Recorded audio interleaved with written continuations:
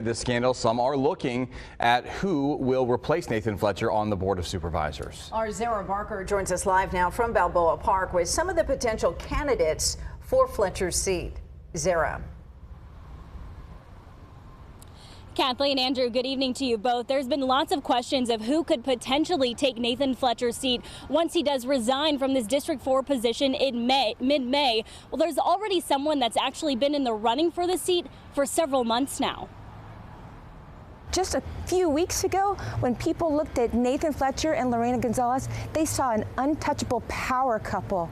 They saw Nathan Fletcher as the heir apparent to the governorship and even the presidency. With Nathan Fletcher leaving his District 4 seat and out of the running for state senate, two political positions are in limbo, including who will take over supervisor of the most ethnically diverse district in the county, which represents 600,000 San Diegans living in areas such as Claremont, La Mesa, and Balboa Park. District 4 is a really diverse community. We have both big portions of the city of San Diego as well as unincorporated areas. Also have one of the largest densities of veterans and military families in the country right here in District 4. As a Marine Corps veteran, it'd be an honor to serve my fellow veterans and military families as well as the LGBT community, which is centered here. Democrat Janessa Goldbeck announced she was running for District 4 several months ago. While she's continuing her run, the timeline is now up in the air. Yeah, I announced that I was running in February because I want to lead and be in this seat.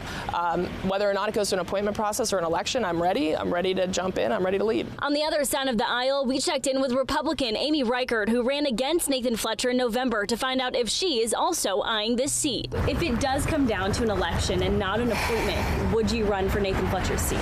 I just think it's still too early because we don't even know if there's going to be a special election or if there's going to be an election next year or if the supervisors are going to decide indeed they are going to follow part of the county charter, which is to appoint. While Goldbeck and Reichert would likely have different political ideals for the seat, they both agree moving forward is needed. Now, as we're looking back over the past couple of weeks, I think it's time that we start focusing on the recovery of San Diego. I think as soon as we get a new supervisor in the seat, if that person is willing to roll up their sleeves, get to work, focus on actual progress, not politics as usual, we'll be able to get right back into it.